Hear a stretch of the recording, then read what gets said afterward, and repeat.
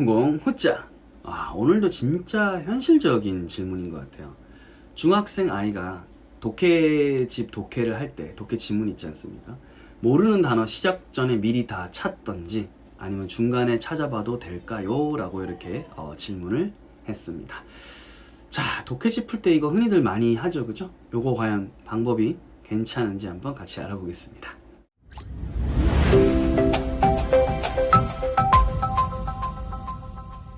네, 일단 원서다.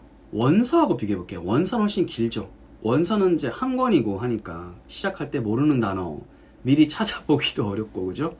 뭐가 모르는 단어인지 확인할 길이 없습니다, 그죠? 물론 그게 좀 갖춰진 요즘 이제 원서 세트도 나오지만 일반적으로 원서는 굉장히 호흡이 길기 때문에 사전에 내가 뭐 어느 분량을 미리 볼지 뭐 그걸 정한다 하더라도 미리 모르는 단어를 찾기가 굉장히 어렵다. 찾더라 하더라도 원서 그 안에 있는 문맥하고 또 맞추려고 하면 굉장히 시간과 노력이 요구됩니다. 그래서 원서를 볼 때는 그 전에 모르는 단어를 찾아본다는 건 사실은 굉장히 힘든 작업이고 권하지 않습니다.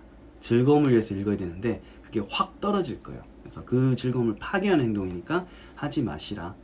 그럼 원서보다 압축돼 있는 것이 뭐예요? 독해집이죠. 압축돼 있으니까 요거 찾아볼 만한데 라는 생각이 들고요. 그리고 독해집 보면 또 단어가 밑에 이렇게 new words라고 있어요. 그래서 양도 적으니까 해볼 만하고 모르는 단어도 미리 뽑아놨어요. new words. 물론 그 여기 밑에 있는 단어가 내가 이제 읽으려고 하는 그 안에서 이제 내가 모르는 단어만 뽑아놓은 거는 아닙니다. 하지만 기본적으로 요 정도는 알아야 독해가 되겠지라고 이제 판단을 하기 때문에 요걸 이제 미리 이제 다 찾아보거나 아니면 이제 공부를 해볼 만한 거죠, 그렇죠? 거기 있는 단어 또는 눈에 들어오는 것들은 미리 찾고 싶은 욕망이 있을 건데 저는 이제 반대합니다. 원서 같은 경우는 모르는 단어가 너무 많으면 사실 수준을 잘못 찾아온 거죠. 애초 타겟 설정이 잘못된 거니까 수준을 이제 내리면 됩니다. 그쵸? 그렇게 하면 되고, 독해집도 사실은 모르는 단어가 너무 많다 라고 하면 수준을 내리면 되지만 수준을 내린다 하더라도 역시 계속 이 딜레마는 계속될 겁니다. 모르는 단어가 자꾸 눈에 들어오고 몇 개 안 되면 찾고 싶고 이런 게 있어요. 그리고 단어를 다 알고 나면 독해가 훨씬 더 잘 되지 않을까라고 생각하는데, 사실 독해집은 굉장히 압축 버전이잖아요. 그죠? 압축 버전이기 때문에 모르는 단어를 미리 다 찾아버리면 어떤 상황이 생기냐면 나중에 진짜 또 독해 상황이 오잖아요. 그죠? 학교 시험을 보든 수능을 보든 지문을 보고 독해를 할 때 그때 다 아는 단어만 나올 거라고 생각하시나요? 어떻게 생각하세요?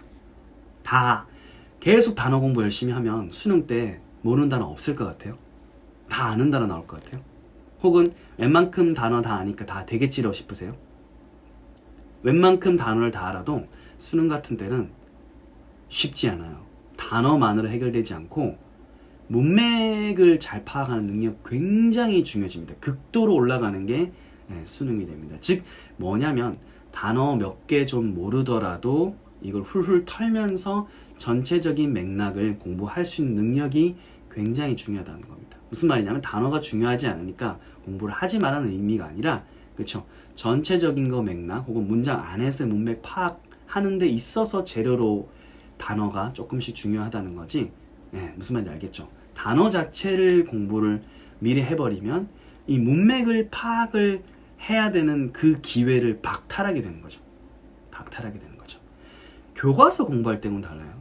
교과서 같은 경우에는 학교 선생님들이 본문을 공부하기 전에 프리 리딩이라고 해서 리딩을 하기 전에 선수학습 해줘요. 배경 지식도 일깨워주고, 물론 이제 교수법마다 차이는 있겠지만 니네 이런 거 경험해본 적 있어?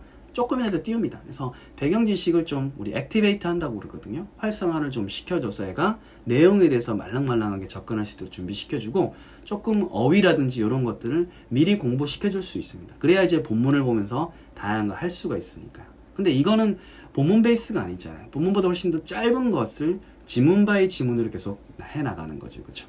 그렇기 때문에 그걸 그때마다 앞에 단어를 미리미리 다 해줘버리면 아까 말씀하신 것처럼 안 그래도 짧은 호흡인데 그 짧은 호흡 안에서 이 문맥을 파악할 수 있는 기회 자체를 박탈해버리는 겁니다. 물론 독해집 선정하는 데 있어서는, 그쵸, 너무 어려운 게 아니라 적당한 것을 선정하는 게 이제 전제됐다는 것을 말씀드리는 겁니다. 이게 워낙 복합적인 거라서요. 그래서 적정한 수준이지만 그 안에 내가 인내할 만한 수준으로 이제 모르는 단어가 있다라고 하면 사전에 저는 단어를 미리 안 봤으면 좋겠어요. 안에서 그 단어가 어떤 뜻으로 작용을 했는지 전체적인 메시지를 파악하려는 노력 안에서 이렇게 해독을 쭉 해가면서 나가고 전체적인 걸 파악하고 문제를 풀었는데 그럼에도 찝찝한 것을 끝에 가서 이제 해결하는 것이 맞지, 그거를 흐름을 끊으려고 중간중간에 또 찾아가면서 하게 되면 진짜 그 맥락을 끊게 되는 건데 그거 굉장히 좋지 않다고 봅니다. 더군다나 짧게 아이들한테 맞게 호흡을 맞추려고 짧게 해놓은 독해집에서 안 그래도 짧은데 원서보다 더 훨씬 더 짧게 해놓은 것을 그거를 중간에 또 끊어가면서 이렇게 단어를 찾게 된다면 호흡을 다 날려먹게 되죠. 그럼 이 친구는 나중에 단어 찾고 뭐하고 이쁘게 노트 정리는 했는데 사실은 어때요? 앞으로도 어때요? 새로운 지문을 딱 접하게 되면 모르는 단어 몇 개 또 있으면 울렁거리죠. 딱 봤을 때 액면타당 돌아가거든요. 보자마자 좀 울렁거리고 그 다음에 읽어나가다 중간에 뚝 하고 들어왔는데 그게 뭔가 의미지장을 줘. 그러면 문맥을 가지고 해결하려고 했던 습관이 별로 없었기 때문에 중간에 몇 개가 나오면 그게 굉장히 성가시고 요걸 이제 해독을 하려는 그 의지가 좀 꺾인다고 해야 되나요? 그래서 좀 몇 번 단어 때 왔다 갔다 보면 내가 단어 공부를 안 해서 이렇구나 라는 막 착각까지 일으키게 되고 그 다음에 쭉 읽어 내려가다 보면 어떤 메시지를 이제 역점을 둬야 되는데 논리 구조를 역점을 둬야 되는데 그 단어 바이 단어로 자꾸 이렇게 생각을 하다 보니까 그 벽돌 단어만 생각나는 거예요. 그래서 쭉 내려가다 보면 독해가 기억이 안 나요. 독해가 기억이 안 나. 내가 뭘 공부했는지가 기억이 안 나고 다시 올라갔다가 내려갔다가 올라갔다가 내려갔다가 끝까지 다 읽었는데도 멍한 거예요. 기억이 조금 임팩트가 좀 남아있는 부분이 있다. 그래서 거기 딱 눈에 들어왔어. 그런 문제야 쉽게 찍죠. 근데 객관식이기 때문에 찍는 겁니다. 객관식은 여러분들이 정답을 찾는 것 같지만 내가 알고 있는 어설프게 알고 있는 요 정도 되는 것을 어설프게 요거 요렇게 했네라는 거 어설픔과 어설픔의 만남이에요. 진짜 명확하게 딱 이렇게 찍는 친구들 없고 자기가 요 정도 알고 있는 거 다 안다고 생각하고 이 선택지가 어설프게 요 정도니까 이 두 개가 만나져 가지고 자기는 완벽하게 안다 생각하고 찍는 거예요. 확률적인 거예요. 그렇기 때문에 설명을 시켜보면 대답 못하는 거예요. 왜? 안다고 착각을 해서 어떻게 보면 운이죠. 운이 이제 사실 운과 실력이 이제 섞인 거긴 한데 굉장히 그 지점에 있어서 예리하게 딱 찍어서 맞은 거기 때문에 안다고 착각을 하게 되는 겁니다. 그래서 그게 사실 객관식의 어떤 맹점인 거죠. 맹점. 내가 딱 완벽하게 아니까 맞췄다. 그게 아니라 90몇 프로의 확률로 이제 딱 찍어서 이제 맞춘 거다. 이렇게 볼 수 있습니다. 그래서 그런 문맥 파악이라든지 대의 파악에 있어서 호흡을 끊기 때문에 중간에 단어를 역시 찾는 것도 저는 굉장히 좀 좋지 않다라고 이렇게 말씀을 드리겠습니다.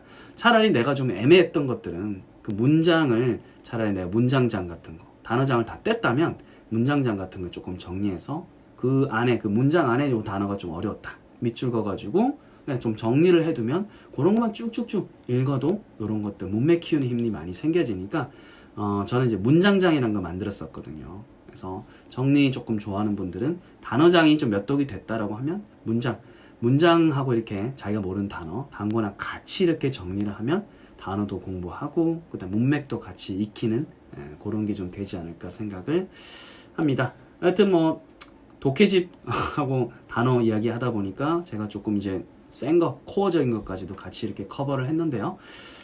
결국은 공부라는 것은 굉장히 지엽적인 거거나 딱 눈에 들어올 때 굉장히 좀 좋아 보는 아주 작은 방법 가지고는 절대 끝에 도달할 수 없다라고 생각합니다. 제가 말씀드린 빅픽처를 생각하면서 그 안에서의 단어 공부가 과연 어떤 의미를 지니는지 그거를 자꾸 생각하고 딱 트이는 시점이 되면 그쵸, 그 사전 단계 단어나 이런 것들은 굉장히 좀 쉽게 잡혀버리고 그걸 알게 되면 실천을 할 때도 훨씬 더 이렇게 동기부여가 잘 됩니다.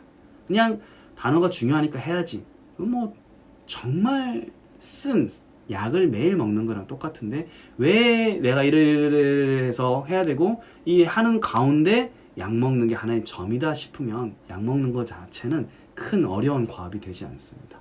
여튼 오늘 했던 거 여러분들의 의견이라든지 또 추가 질문 있으시면 댓글에 많이 남겨주시고 이메일로는 제가 요즘 상담이 되게 어려워요. 너무 이것저것 많이들 주셔가지고 제가 거의 커버가 힘드니까 댓글로 많이 여러분들 우리 홍콩 패밀리들 의견, 응원 이런 것들을 공유해 주시면 감사하겠습니다. 저는 또 다음 영상에서 뵙겠습니다.